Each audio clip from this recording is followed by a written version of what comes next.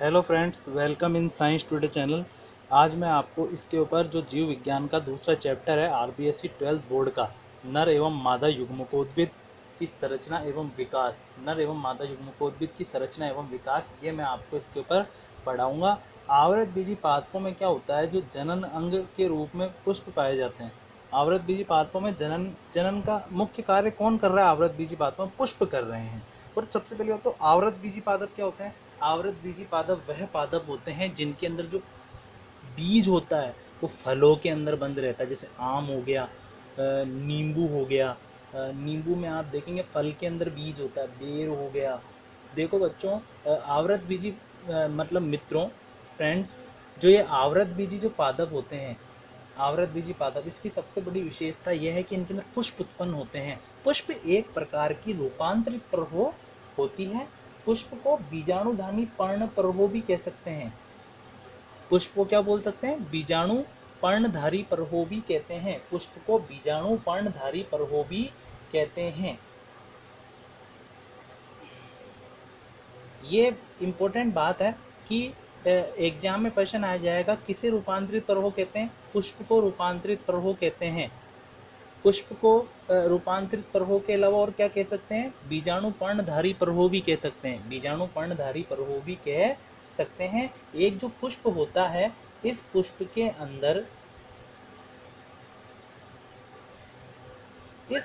अंदर चक्र पाए जाते हैं। इस पुष्प के अंदर क्या पाए जाते हैं? जो भी पुष्प होता है उसके अंदर क्या पाए जाते हैं? चक्र पाए जाते हैं। और ये चक्र उस पुष्प के सदस्य कहलाते हैं। ये चक्र क्या कहलाते हैं? पुष्प के सदस्य कहलाते हैं। जैसे कि आप इधर ध्यानपूर्वक देखिए, पहला सदस्य कौन होता है? सबसे बाहर वाला बाह्य दल पुंज। बाह्य दल पुंज ये एक प्रकार का चक्र ही है। दूसरे नंबर पर होता है दलपुंज। तीसरे नंबर पर होता है पुमंग। और चौथे नंबर पर होता है जायांग। आप किसी भी पुष्प के अंदर देखेंगे ध्यानपूर्वक, तो आप देखेंगे, जैसे हजारे के पुष्प में देख लिए, यहाँ पे आपको सबसे जो नीचे की तरफ यहाँ पर हरा हरा सा दिखाई देता है, हरा हरा सा, हरा, ये होता है बाह्य दलपुंज। जो हरा हरा सा दिखाई देता है पुष्प के अंदर, ये क्या होता है? बाह्य दलपुंज होता है। फिर आपने देखो पीली पीली सी पंखुड़ियाँ निकली भी रहती है। पीली पीली सी पंखुड़ियाँ रहती है। ये पीली पीली सी जो पंखुड़ियाँ होती है दलपुंज होते हैं। बाह्य दलपुंज हमेशा हरा होता है, दलपुंज हमेशा रंगीन होते हैं। फिर इसके बाद में होता है पुमंग। पुमंग, आप इधर ध्यानपूर्वक देखेंगे कि इस हजारे के पुष्प में से ऐसी लंबी लंबी संरचनाएं निकली रहती है। इन लंबी लंबी संरचनाओं को क्या बोलते हैं? इन संरचनाओं को बोलते हैं पुमंग। ये संरचनाएं होती है पुमंग। और पुमंग का जो नीचे वाला भाग होता है, इस पुमंग का जो सबसे नीचे वाला भाग होता है बच्चों, ये कहलाता है जायांग। ये कहलाता है जायांग। अभी तक हमने क्या क्या पढ़ा है इस दूसरे चैप्टर के अंदर कि सबसे पहले तो देखो, आप सोचेंगे कि ये तो चैप्टर का नाम तो नर एवं मादा युग्मकोद्भिद की संरचना एवं विकास है, लेकिन ये आवृतबीजी ये सब कुछ क्या हो गया?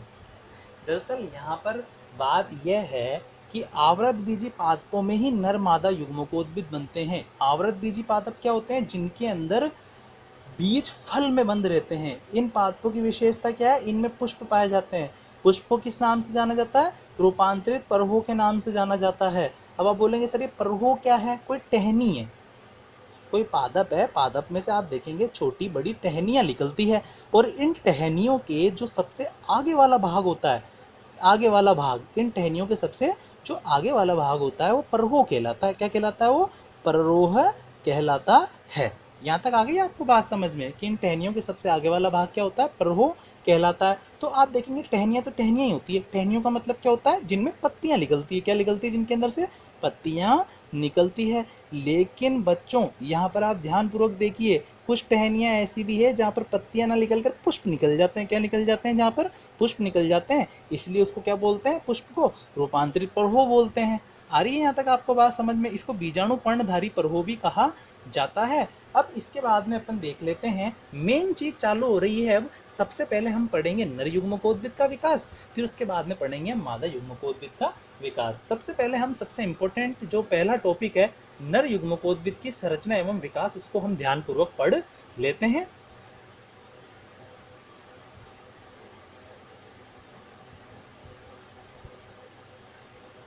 नर युग्मकोद्भिद की संरचना एवं विकास।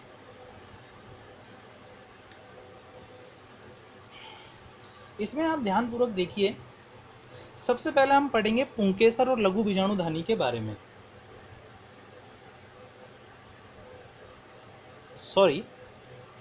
पुंकेसर तथा लघु बीजाणुधानी के बारे में कि पुंकेसर और लघु बीजाणुधानी होती क्या है। यहाँ पर आप ध्यानपूर्वक देखिए, जो पुष्प होता है, इस पुष्प के अंदर मैंने देखो लंबी लंबी संरचनाएं बनाई थी। इस संरचनाओं को क्या बोल रहे थे? पुमंग बोल रहे थे। क्या बोल रहे थे? इसको पुमंग बोल रहे थे। तो यहाँ पर आप ध्यानपूर्वक देखिए, तो पुंकेसरों का जो समूह होता है, यहाँ पर देखिए 3 बनाए मैंने, ये लंबी लंबी ये जो लंबी लंबी डंडीनुमा संरचनाएं हैं, कितनी बनाई है? 3 बनाई है। ये 4 भी हो सकती थी, 5 भी हो सकती थी, 6 भी हो सकती थी, 8 भी हो सकती थी, 50 किसी में कम होती है, किसी में ज़्यादा होती है। तो कुल मिलाकर जो ये अगर मैं इसको तोड़ के बाहर लगा दूँ तो ये ऐसी दिखेगी ना, ऐसी दिखेगी। क्या है ये पुंकेसर है। क्या है ये? पुंकेसर है। ठीक है, पुंकेसरों के समूह को ही क्या बोलते हैं? पुमंग कहते हैं। तो यहाँ पर हम क्या पढ़ रहे हैं? पुंकेसर के बारे में पढ़ रहे हैं। और पुंकेसर के अंदर ही क्या पाई जाती है? लघु बीजाणुधानी पाई जाती है। पुंकेसर क्या होता है? सबसे पहली बात तो पुष्प के अंदर 2 प्रकार के जननांग पाए जाते हैं, नर जननांग और मादा जननांग। नर जननांग और मादा जननांग। तो जो नर जननांग होता है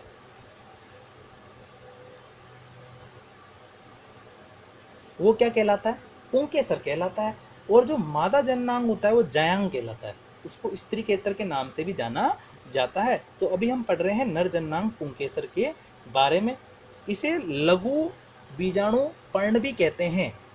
इसे लघु बीजाणु पर्ण भी कहा जाता है। तो जो नर जननांग होता है पुंकेसर, इसको लघु बीजाणु पर्ण के नाम से भी जाना जाता है। इसे 3 भागों में बांटा जाता है। इसमें कितने भाग होते हैं? 3 भाग होते हैं। यहाँ पर हम चित्र के अंदर समझ लेते हैं ध्यानपूर्वक।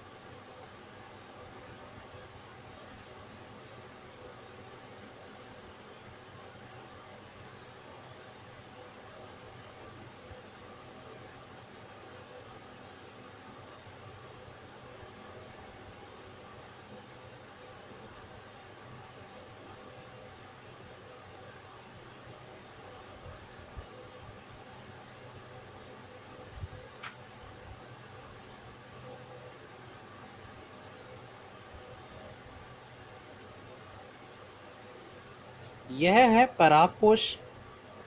ये जो ऊपर वाला दिख रहा है आपको गोल गोल सा, ये क्या होता है? परागकोश होता है। ये जो धागे, ये जो डंडी जैसी दिख रही है, ये पुतंतु होता है। पुतंतु। परागकोश और पुतंतु आपस में योजी द्वारा जुड़े रहते हैं। योजी द्वारा जुड़े हुए रहते हैं। तो यहाँ पर पुंकेसर के कितने भाग हो गए? ये पुंकेसर है। ये क्या है? पुंकेसर है। और इस पुंकेसर के यहाँ पर 3 भाग हैं। पहला है परागकोश, दूसरा है योजी और तीसरा है पुंकेसर। नहीं, पहला है परागकोश, दूसरा योजी, तीसरा है पुतंतु। यहाँ पर अगर हम परागकोश को ध्यानपूर्वक देखें, अगर इसको हम काट दें, क्या करते हैं? इस परागकोश को काट कर माइक्रोस्कोप के अंदर ध्यानपूर्वक देखें तो यहाँ पर हमें इस प्रकार की संरचना इसके अंदर दिखाई देगी।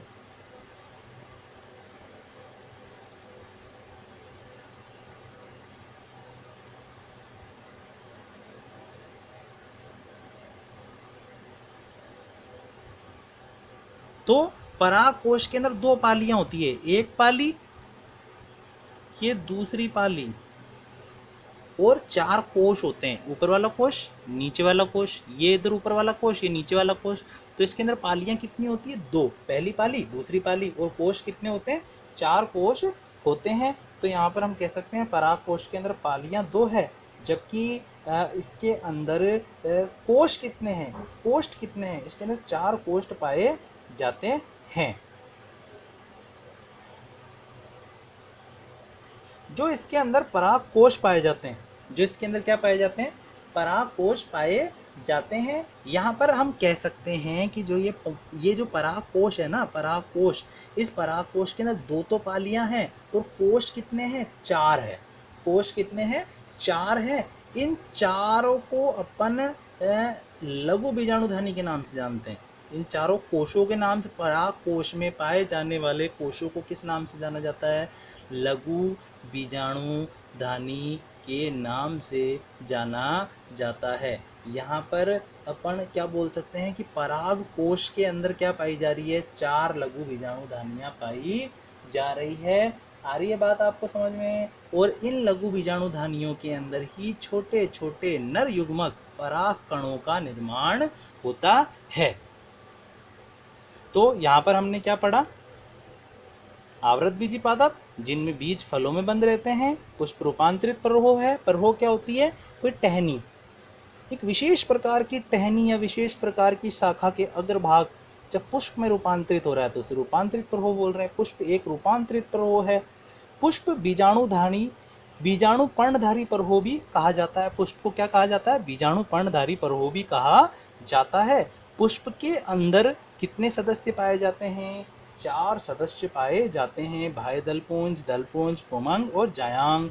इसके बाद में हम पढ़ रहे हैं नर युग्मकोद्भिद की संरचना एवं विकास के बारे में। यहाँ पर हम पढ़ रहे हैं पुंकेसर तथा लघु बीजाणुधानी के बारे में। पुंकेसर नर जननांग के नाम से जानी जाती है। इसको लघु बीजाणु पर्ण भी कहा जाता है। और इसके अंदर तीन भाग होते हैं, परागकोश, पुतंतु एवं परागकोश, योजी एवं पुतंतु। ये नर जननांग है। परागकोश के अंदर चार लघु बीजाणुधानियां पाई जाती है। और लघु बीजाणुधानियों में कौन से कणों का निर्माण होता है? लघु बीजाणुधानी के अंदर पराग कणों का निर्माण होता है।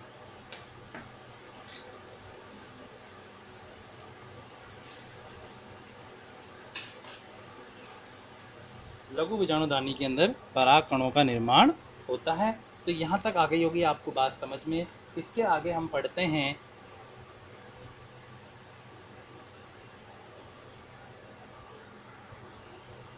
इसके बाद में क्या होता है, हम ध्यानपूर्वक देखेंगे कि जो पराग कोश होता है, इस पराग कोश के अंदर पराग कणों का निर्माण किस प्रकार से हो रहा है, सबसे पहले हम ध्यानपूर्वक देख लेते हैं।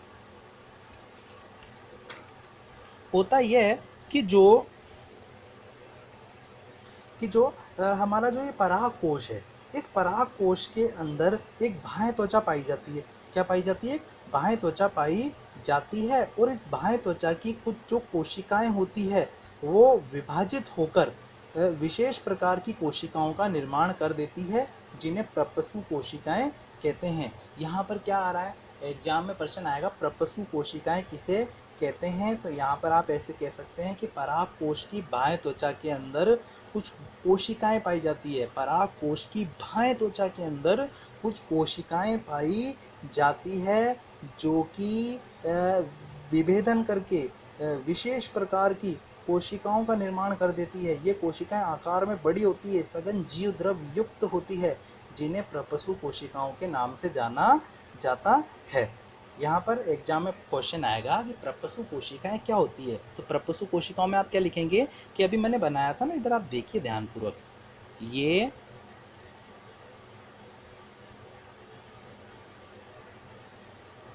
पराग कोश था और ये दो पालियां थी इसके अंदर, ठीक है। तो ऊपर वाला कोश, नीचे वाला कोश, ऊपर वाला कोश, नीचे वाला कोश, ये पालियां थी, दो पालियां और चार कोश है। तो इसके अंदर क्या हो रहा है, जो इसकी भित्ति है, इस पराग कोश की भित्ति की कुछ कोशिकाएं क्या होती है, विभेदन करके आकार में विशेष प्रकार की बड़ी हो जाती है, जिन्हें प्रपसु कोशिकाएं कहते हैं। इन कोशिकाओं का जो जीव द्रव्य होता है वो गाढ़ा होता है, सघन होता है, जिसको इन कोशिकाओं को किस नाम से जाना जा रहा है? प्रपसु कोशिकाओं के नाम से जाना जाता है।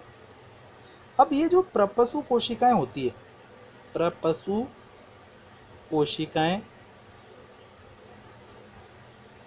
ये प्रपसु कोशिकाएं भी विभाजन के द्वारा, ये प्रपसु कोशिकाएं भी विभाजन के द्वारा कितने प्रकार की कोशिकाएं बना देती है?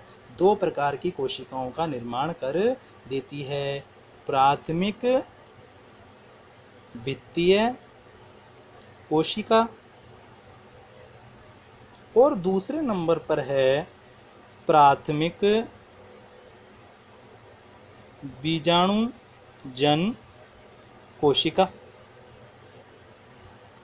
पहली तो है प्राथमिक भित्तीय कोशिका और दूसरे नंबर पर कौन सी है? प्राथमिक बीजाणुजन कोशिका। प्राथमिक जो भित्तीय कोशिका होती है ये बीजाणु मात्र कोशिकाओं का निर्माण करती है। जो प्राथमिक भित्तीय कोशिका होती है ये भी किसका निर्माण कर देती है?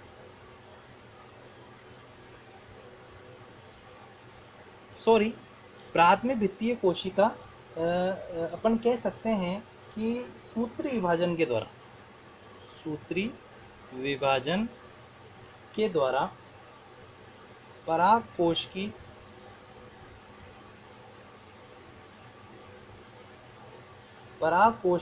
भित्ति का निर्माण करती है, पराग कोश की भित्ति का निर्माण करती है।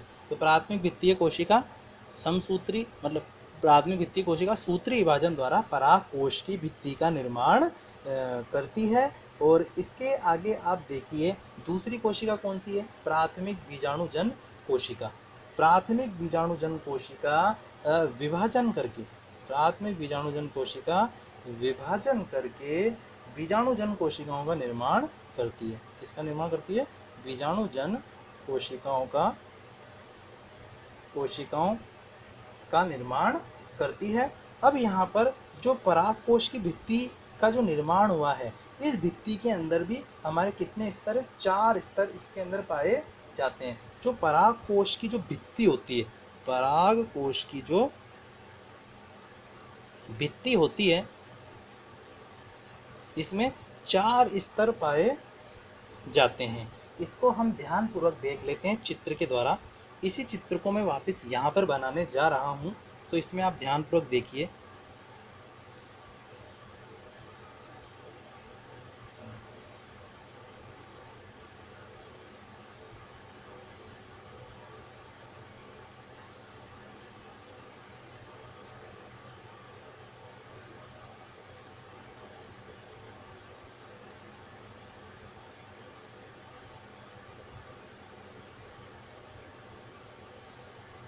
इसमें आप ध्यानपूर्वक देखिए,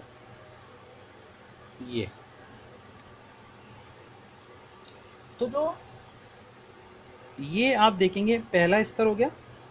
इसके बाद में आप ध्यानपूर्वक देखिए, पहला सबसे ऊपर वाला, फिर दूसरा, फिर तीसरा,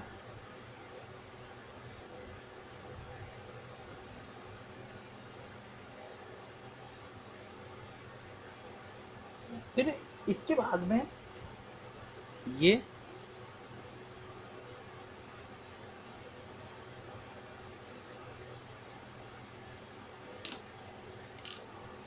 तो जो सबसे जो ऊपरी जो स्तर होता है इसको बोलते हैं बाह्य त्वचा।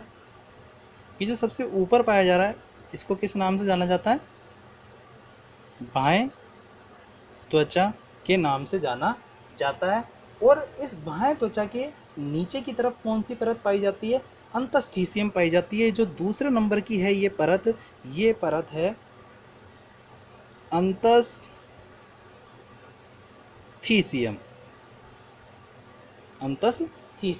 और तीसरे नंबर के ऊपर जो परत पाई जा रही है इसे मध्य स्तर के नाम से जाना जाता है। और सबसे आंतरिक स्तर है ये गोल गोल जो आपको दिखाई दे रहा है, इसे टैपेटम या पोषुतक के नाम से जाना जाता है। नेक्स्ट क्लास के अंदर मैं आपको इस स्तरों के बारे में और बीजाणुजन कोशिकाओं के बारे में विस्तार पूर्वक पढ़ाऊँगा। और मेरे साथ आप बने रहिए। मेरे चैनल को आप सब्सक्राइब कीजिए, शेयर कीजिए, पसंद आए तो लाइक भी कीजिए। थैंक्स।